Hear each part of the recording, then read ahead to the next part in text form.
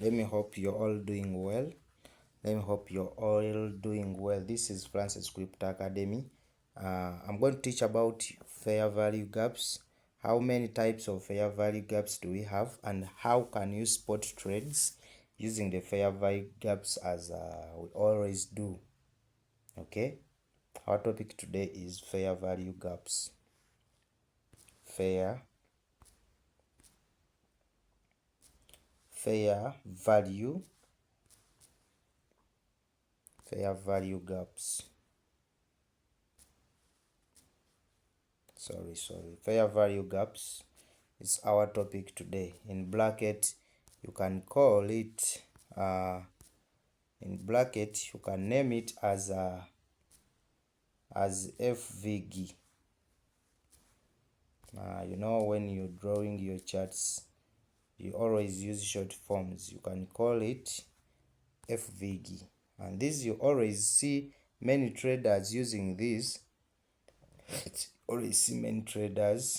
Using these fair value gaps to spot their markets. Okay, now what are fair value gaps? A fair value gap is that what do I mean by fair value gap? I want to explain it to you such that you can understand it easily. When the market moves, it has to move making fair value to all the buyers and even the sellers. That's why it moves like this. It always moves like this. It goes. That's why you see it moving like this. It comes, it goes, it comes. That's why you see this market always trying to change like this. It changes character, it moves, it rallies, it keeps on rallying like this. It does not move in this movement. That's why the market doesn't move just like this. From here it goes like this. No, it will not. Okay, it will not move like that, because it has to give a fair value to all, both the buyers and sellers. You know, in the market we have let me draw for you lines here. We have here we have that line and another line. Make it a line. Another line here. Can have another line here. Then you can also have a line in between here. What are these lines for? I'm going to teach you using these lines. The market, let me add on the thickness. Let me add on the thickness of this line such that everyone can see it clearly. I don't want anyone to be not seeing. Hope you're seeing it, the lines very well. When the market moves, it has what we call the premium. It has the premium levels,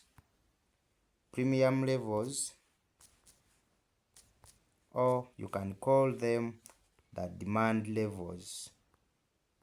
You can call them demand, as I last taught you. We have the equilibrium.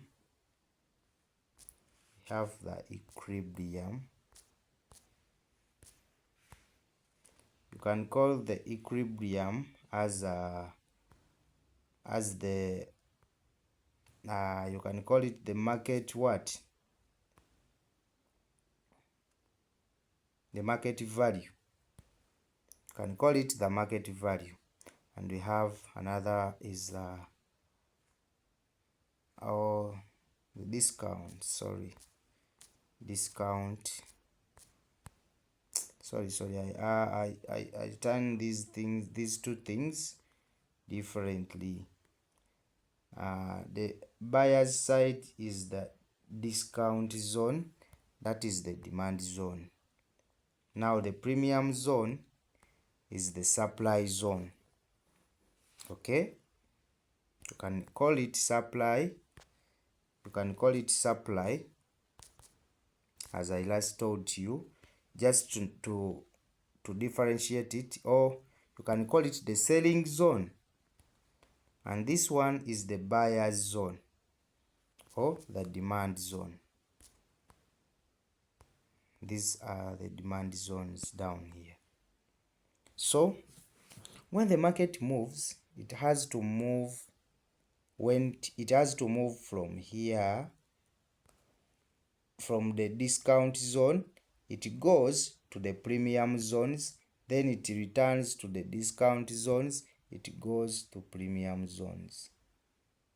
Hope you are getting me.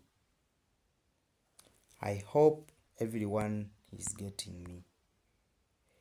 The market has to move in that way. We have a tool called the Fibonacci. I'll teach you about that tool, which you can drag here. Let me show it to you a little. It is here. It's called the fib retracement. If you bring your fib retracement and draw it in these lines, it will show you the 50% threshold. This one we can use it to measure the fair value gaps, such that we can make good entries. Are you getting me? It can help you make good entries. Let us delete that equilibrium. Mine has only those lines, those 3 lines, because I only use those ones to spot my market, to spot my trend. Okay, so we have this 0.5 line here, this 0.5 line here, this line, that is a 50% retracement line. Are you getting me? It's called the 50%. So the market has to move from demand zones to premium zones, but it keeps on rallying because it has to balance every order in the market. Now, how many types of FVG do we have? We have types of fair value gaps. There are many types. We have one-sided, one-sided. We have one-sided, one-sided fair value gap. We have a two-sided. Have the two-sided fair value gap. We also have the inverted. Have the inverted fair value gap. These are the two types of fair value gaps that we have. Okay, these are the two types of fair value gaps that we have. Now let's go to charts. Let's go to charts such that I can show you what I mean by these fair value gaps. I want to show you the types of fair value gaps lively on the charts. Okay, let's go live with the charts. These are our charts. Now I want to show you what we call, I want to start with these one-sided gaps. The one-sided gaps are these fair value gaps that form in one candle, in one type of candle, one color candle, like this one. You see, in momentum, what I mean is they form between momentum moves. What do I mean by momentum moves? These are the moves that move to one side. These are the moves that move to one side and they move in the same color, like the 3 white soldiers that I last taught you. Okay, so a fair value gap is the gap between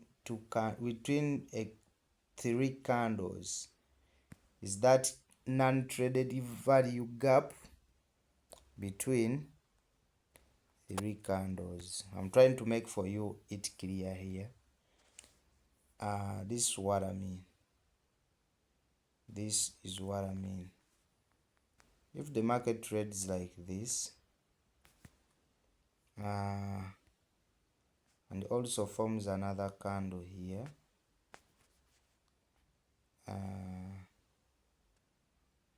these candles might have wicks. They have wicks. They might have wicks here like this. So even the wicks are respected. For this sake, the wicks are also respected.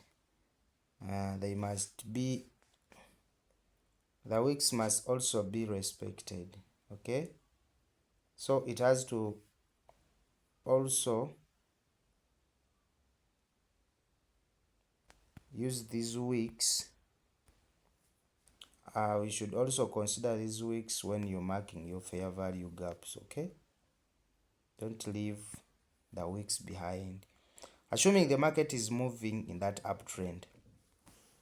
And when it reaches here, it keeps forming these gaps, these non-traded gaps. You see, from this candle, the market came, it came like this. It formed here, this candle stopped here. But when this one opened, it also went up, but the next one here did not come back to reach this previous candle high. This candle low did not reach this previous candle high. Okay, so here the low, this candle high, this one should not meet with this candle low, this third candle low. If they leave a distance in between here, that's what we call a fair value gap. So in other words, a fair value gap is this distance left between 3 candles that is not traded. You see, the market has not traded between. The market has not traded between this place. The market has not given a fair value to traders who were in this place. Hope you're getting me. I don't know whether I'm explaining badly. You see, now there is a gap in between there. If it's to be balanced, the market should either use this wick and close down like this. That one is balanced. There is no fair value gap there. Okay, or it can use this previous candle's wick to close between that line. But if it's until it's not like that, that's called a fair value gap.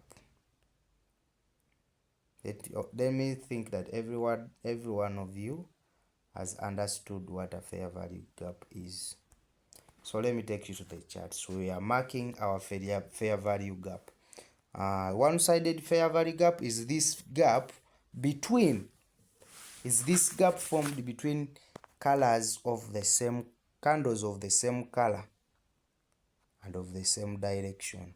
And when you see that those fair value gaps of candles with the same color, it shows very, very high momentum in the market. It means that the market is going to move to that side. It's looking for a certain point. Maybe it's going to form a new all-time high or forming a new high. I think you're getting me. That means the market is chasing. It is dying for something very, very, very, very, very needly in a short time. It has to move in a short time to reach that side. Okay, but if you see this fair value gaps being formed, just know the market is going to move faster to that very, very same direction. So we have the two-sided fair value gap. One of the two-sided fair value gap is this. That is the value gap between candles of different colors. Okay, candles of different colors. Simple. This is what I mean. So you have to take your time and come and keep on drawing up these boxes to identify your fair value gaps. Okay, you can use these boxes and identify your fair value gaps. Let me hope you're getting it. Just come and name and show and indicate these gaps. You can draw the line to indicate for you these gaps. Let me hope you're getting me.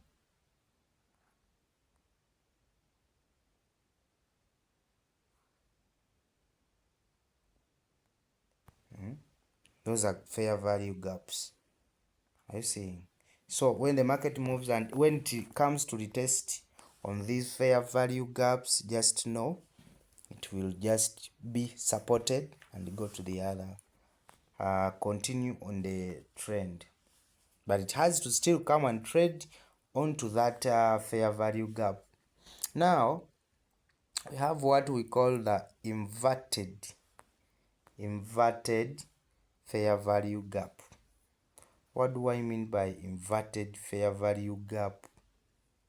Inverted. This is when a fair value gap is traded against by different candle bodies or one candle body.